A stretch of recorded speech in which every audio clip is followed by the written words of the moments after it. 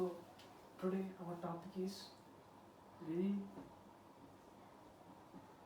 angiotensin,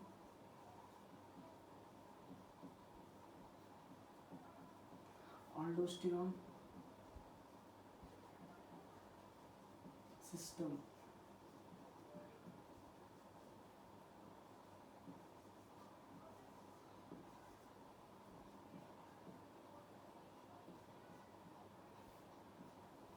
Today our topic is about renin, angiotensin, aldosterone system. The main function of this renin, angiotensin, aldosterone system is to maintain the blood pressure, maintain blood pressure value and blood pressure volume. It helps in maintaining of blood pressure and its volume. So let us consider a patient who met with an accident and there is a bleeding from his body. Now let us consider this is a circulatory system of his. This is a circulatory system of our body. Now let us consider the organs which are associated with this circulatory system, that is brain, next kidney,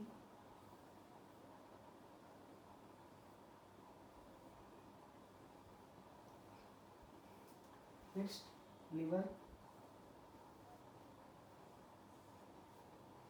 next lungs,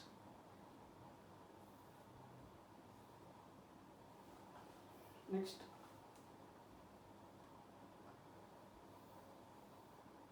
adrenal gland, next heart.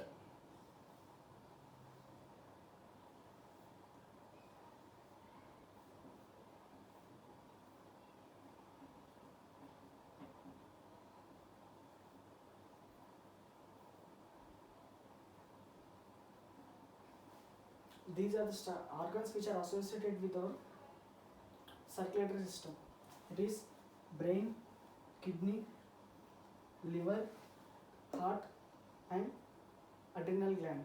Now whenever the person met with an accident, there is a bleeding. Now when the bleeding is more, then the blood from the circulatory system to the liver will get decreased.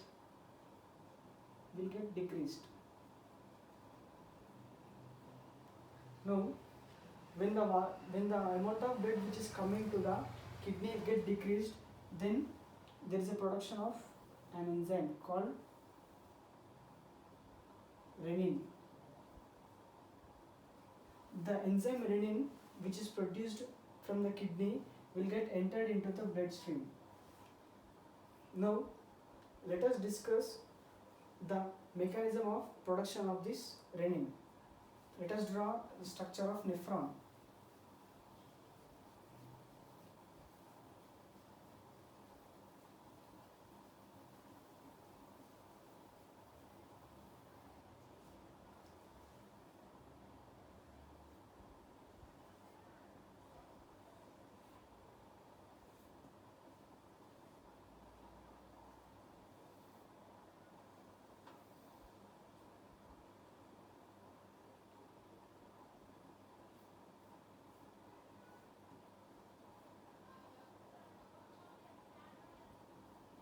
This is the structure of nephron.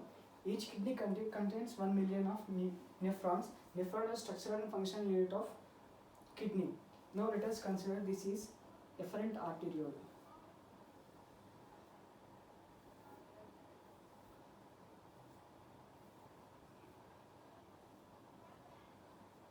This is the efferent arteriole. This is efferent arteriole. This is efferent arteriole which is coming towards the glomerulus, and this is efferent arteriole which is going away from the glomerulus. Now this efferent arteriole consists of smooth muscles along the lining of this efferent arteriole.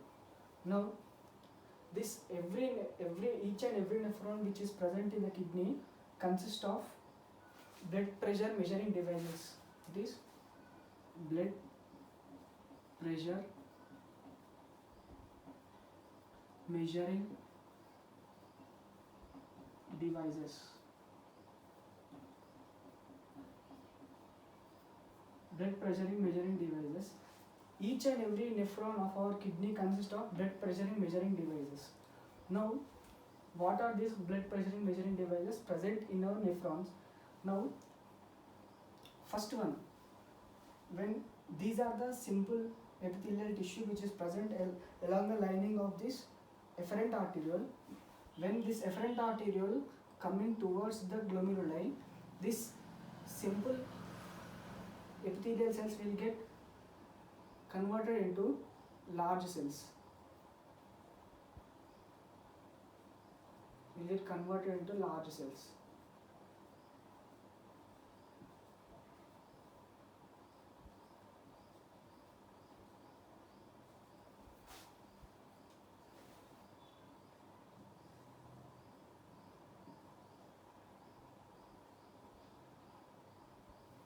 This group of modified cells is called baroreceptors.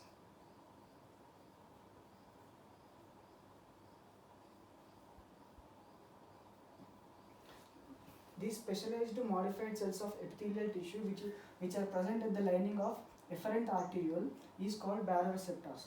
Now, this baroreceptor, when the blood flow towards the efferent arteriole gets reduced, now this baroreceptors will release the renin. It will release the renin into the filtrate. This is the first type. This is baroreceptors. These are the baroreceptors. And whenever the blood flow towards the efferent arteriole gets reduced, now these baroreceptors will release the enzyme called renin. Now, there is another mechanism. This is the first mechanism to release the renin. There is one more mechanism. Whenever the filtrate is formed here, it contains sodium ions in it. Sodium ions in it. Now, these sodium ions which are present here will get moved to PCT, DCT, collecting tubule. Now, whenever the sodium ions are moving in this way, these are the lining of smooth modules of PCT.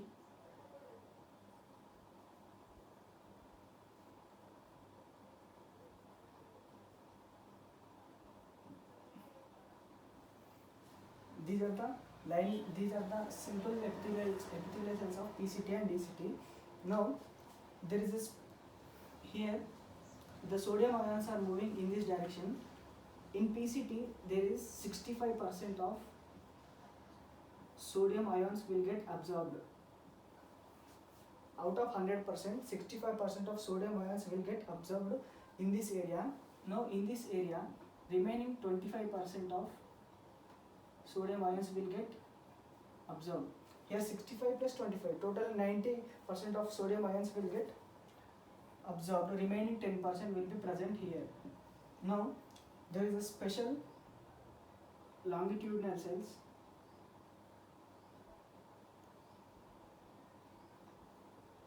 Longitudinally modified cells.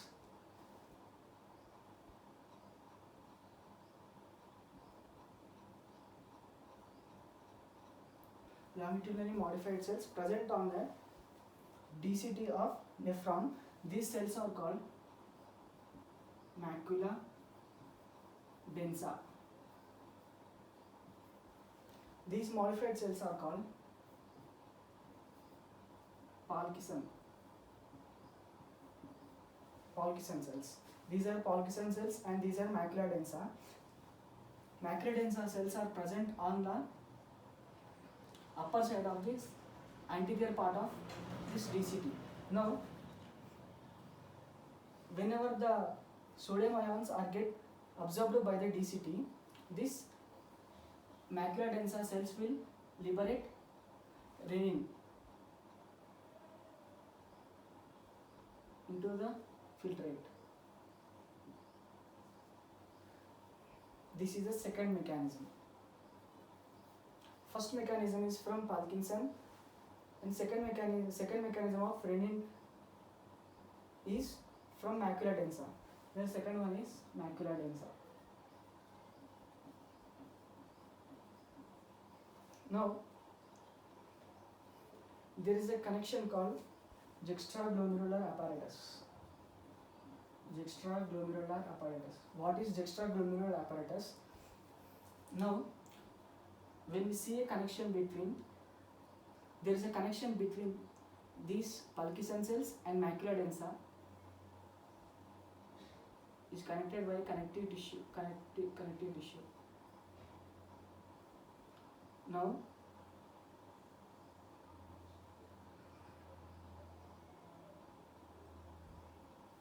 Now this entire structure is called juxtaglomerular apparatus.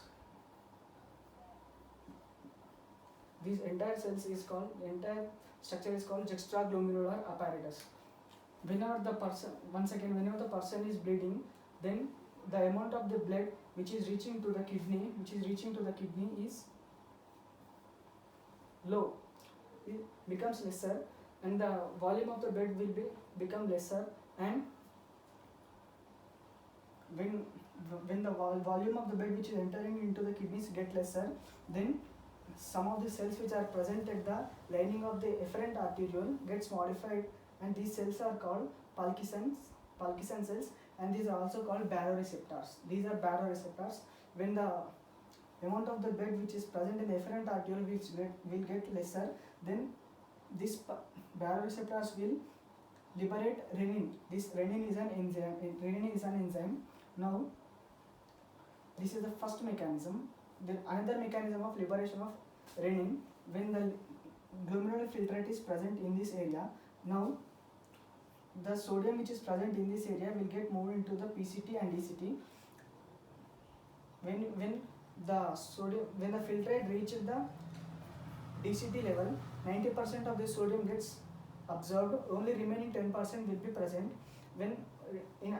Only 10% will be present, and there is specialized cells called macula densa present on the upper side of DCT, and they are structurally modified as taller cells.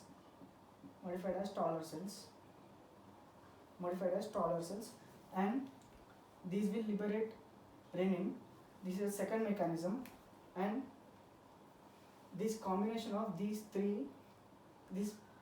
baroreceptors, macula densa, and connected by connective tissue, these three together is called juxtaglomerular apparatus.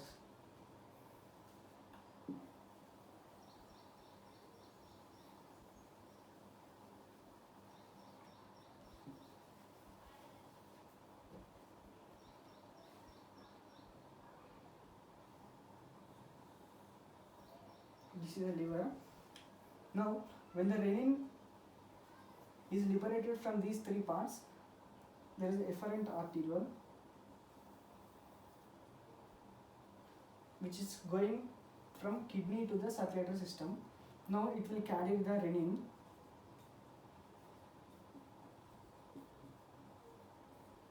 The renin will be entered into the circulatory system. Now, this is the renin is an enzyme. Now, as we know, the functional unit of liver is hepatocytes. These are the hepatocytes present in the liver. These hepatocytes will liberate an enzyme called angiotensinogen. This angiotensinogen is an enzyme which is liberated from liver. Now, the main function of this renin is it will help in conversion of angiotensinogen will get converted into angiotensin. Once again, this renin helps in conversion of angiotensinogen into the angiotensin. Now the angiotensin which is formed will enter into the lung. And this angiotensin will get converted into angiotensinogen 2. This is angiotensin 1, angiotensin 2. Now let us discuss the process which takes place in conversion of angiotensin 1 into angiotensin 2. There is an enzyme called angiotensin converting enzyme. Angiotensin converting enzyme. This angiotensin converting enzyme is present in lungs. Whenever this angiotensin 1 will be entered into the lung, it will get converted into angiotensin 2. Now, where the angiotensin converting enzyme is present in lung, the main area where this angiotensin converting enzyme is present is the endothelium of the inner layer of lung. The endothelium of inner layer of lung. This enzyme helps. There is an enzyme. This is an enzyme. Whenever the angiotensin 1 will passes through this angiotensin converting enzyme, it will be resulting in the formation of angiotensin 2. This angiotensin converting enzyme is present in endothelial endothelial layer of inner layer of this lungs. This is one of the function. This one of the function of this angiotensin converting enzyme, and this is first function. Then second function is our blood consists of bradykinin.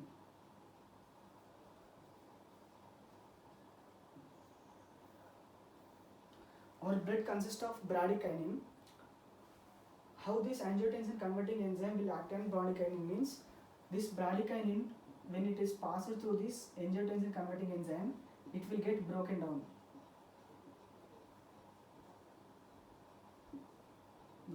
Because bradykinin is a vasodilator. It is a vasodilator. Angiotensin 2 is vasoconstrictor. Now, this vasodilator, when it is passing through this angiotensin converting enzyme, this vasodilator will get converted into vasoconstrictor. This is second most important function of angiotensin converting enzyme. Now, when the angiotensin converting enzyme is reached to this level, now this angiotensin converting enzyme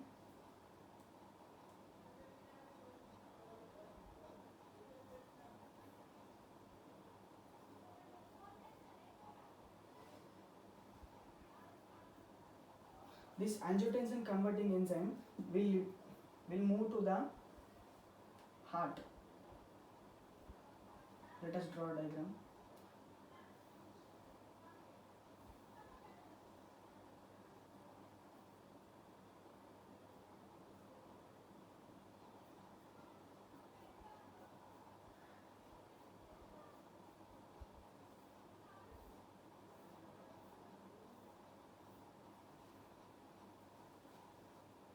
These are arterioles, these are venules, and these are the capillaries.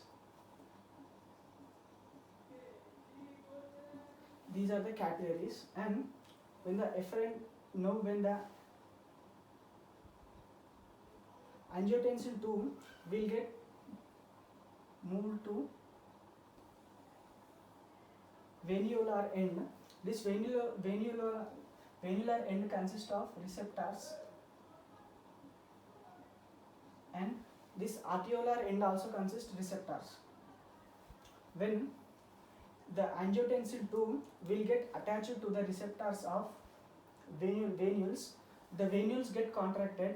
Now the blood will enter into the right atrium. When the venules get contracted, the amount of the blood which is entered into the right atrium will get increased. As a result, it from right atrium it will get moved into the right ventricle. From right ventricle it will move to the lungs. It will move to the lungs once again, where exchange of gases takes place, and the amount of the blood which is enter into the arteries will get increased. From right atrium, then it will reach from right atrium it will reach to the right ventricle, then it will reach to the lungs where the exchange of gases takes place, and from there it will reach to the left ventricle. From left ventricle it will reach to the carotid sinus, and when the amount of the blood which is reached into the arteries get increased, now the stroke volume will get increased. When the stroke volume get increased, automatically cardiac output will get increased. When the cardiac output get increased, automatically systolic pressure will get increased.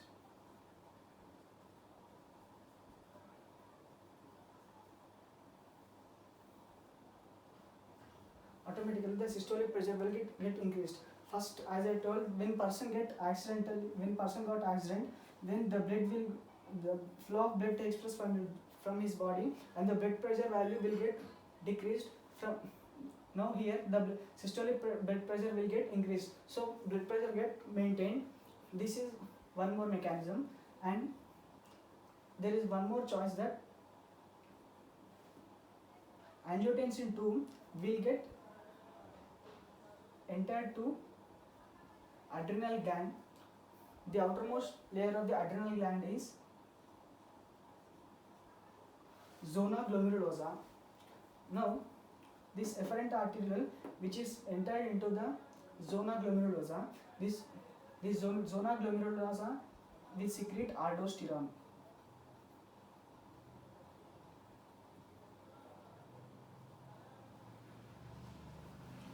It will secrete an aldosterone.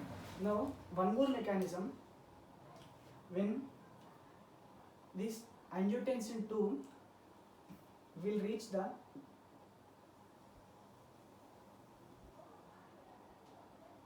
central nervous system, and there is a receptors for angiotensin 2 in hypothalamus.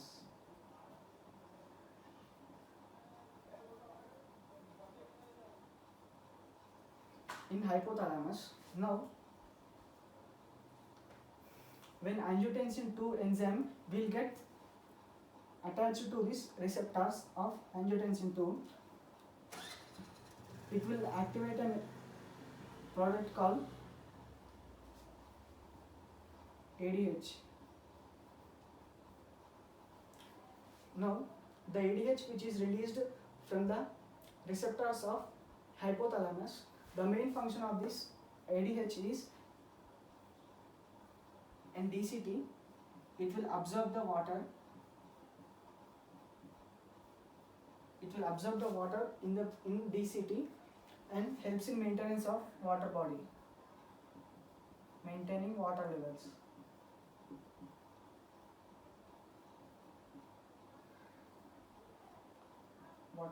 In body.